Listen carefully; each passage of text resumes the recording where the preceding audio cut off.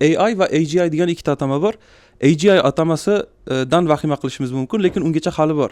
2019-yilda OpenAI, hammamiz biladigan OpenAI kompaniyasi virtual robotlarni metal qutilarning ichida hide and seek o'yinini, ya'ni yashirinmachoq o'yinini o'ynashga majburladi va kun o'tgan sari, soniya o'tgan sari virtual robotlar masalan ularga qo'yilgan to'siqlarni devorni oshib o'tish uchun ishlatishni boshlashdi.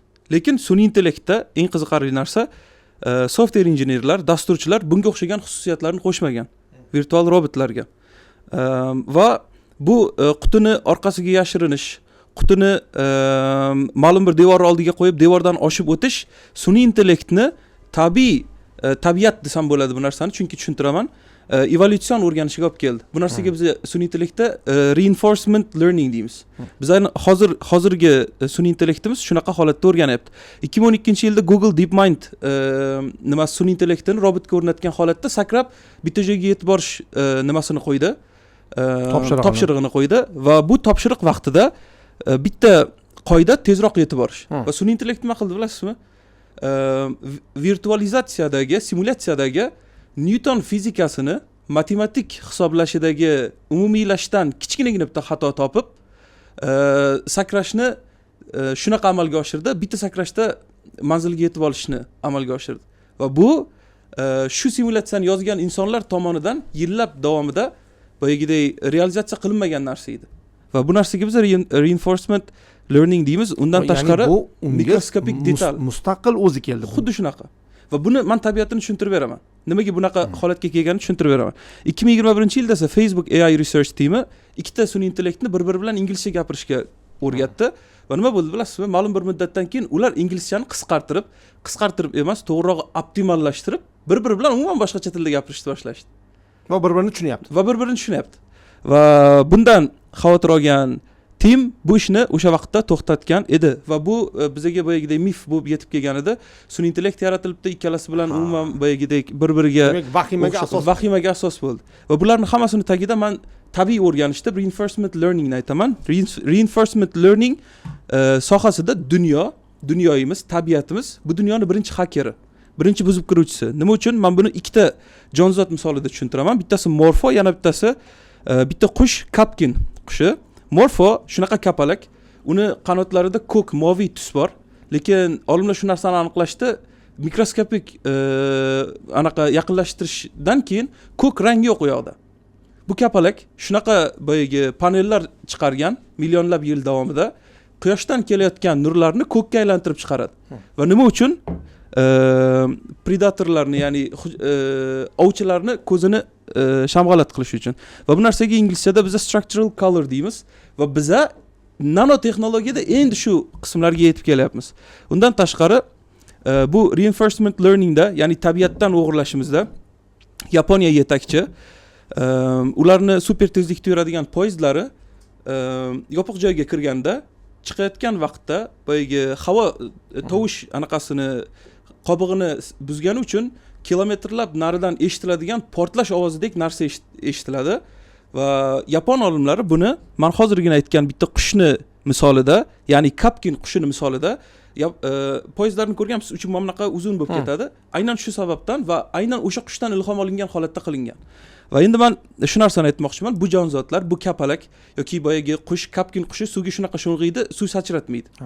Va bular yillab davomida, yillab ham deyish noto'g'ri, ming yillab davomida to'g'ri va noto'g'rini pilla poyaga qo'yib ustida o'rganilgan narsa va bunga biz oddiy qilib evolyutsiya deymiz. Tabiatni o'rganishi deymiz. Va aynan shu narsa hozir sun'iy intellektda reinforcement learning deb ataladi va biz sun'iy intellekt yozgan sun'iy intellektlarimiz qanaqa ishlayotganini men eng zaminida aytaman, biz ham bilmaymiz. Insoniyat sifatida biz ham bilmaymiz. Va shu joy xursandchilik desa. Xuddi shunaqa. Va qo'rqmasligimiz kerak bo'lgan narsa shuni ayta olaman. Hozir biz u erada emasmiz.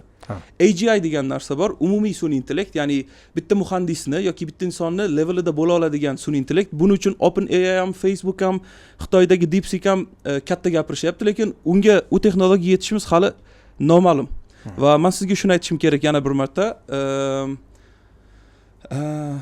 Sun'iy intellekt bilan bog'liq 2025-yilda yo'qotilishi kerak bo'lgan ishlar juda katta baholangan edi.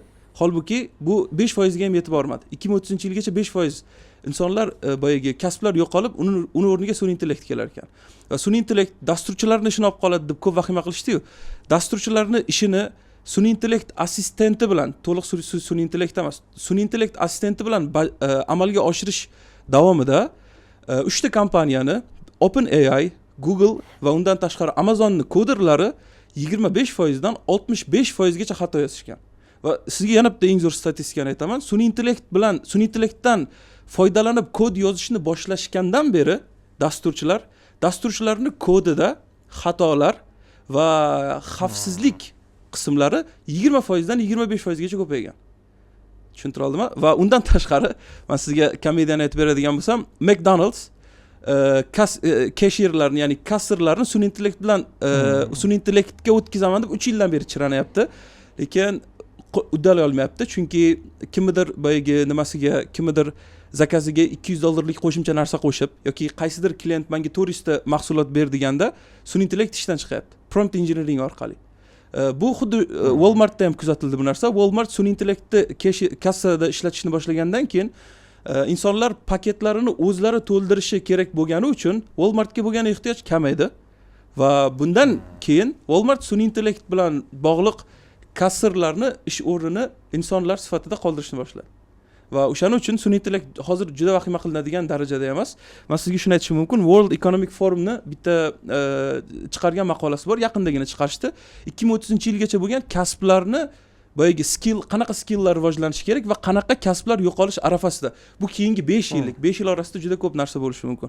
Va keyingi 5 yillikning ichida kassirlar va undan keyin boshlanadi fizический ishlarga ko'proq e'tibor qaratadigan, masalan, o'rnini robot bilan qoplash mumkin bo'lgan kasblar birin-ketin yo'qolib, uni o'rniga yangi kasblar chiqib keladi. Va 73 millionta ish o'rni yo'qotilib, 128 millionta adashmayotgan bo'lsam, buni Googledan statistika qilib ko'rishingiz mumkin. 128 milliontaga yaqin yangi 90 nechidir millionta deyilganida oxirgi marta 90 nechidir milliontaga yaqin yangi ish o'rni yaratilishi bilan bog'liq narsa aytilgan. Va agar bo'lishni xohlamasdim, savolingiz bo'lsa, AI in education o'rganish protsessida sun'iy intellektni qo'llayotgan eng zo'r misol sifatida men Xitoyni ko'rsatishim mumkin. Chunki Xitoyda boyagi o'rganuvchilar, o'quvchilar, maktab o'quvchilari o'rganish protsessida bitta sun'iy intellekt tizimi yordamida qanaqa point egallayotgani, qanaqa darajada ekanligini dars-badars aniqlab borishadi. Va ustozlar shunaqa interaktiv doskadan foydalanishadi sun'iy intellekt bilan birga. Matematik amallarni bizga zerikarli qilib o'tilgan afsuski, o'shanaqa matematik amallarni juda ham chiroyli usulda tushuntirib bera olishadi. Oddiy tilda. Va bu faqatgina sun'iy intellekt emas, kompyuter bilan birga shu sohadagi o'zgarish. Va bu sohada endi menimcha eng katta yutug'imiz, bizning bitta AI mentorimiz bor, sun'iy intellekt mentorimiz bor va bu sun'iy intellekt mentorimiz 24/7 nimagadir javob berib turishadi. Va siz aytganingizdek, educationni qaysi tomonga qarab ketishini albatta insonlar belgilaydi.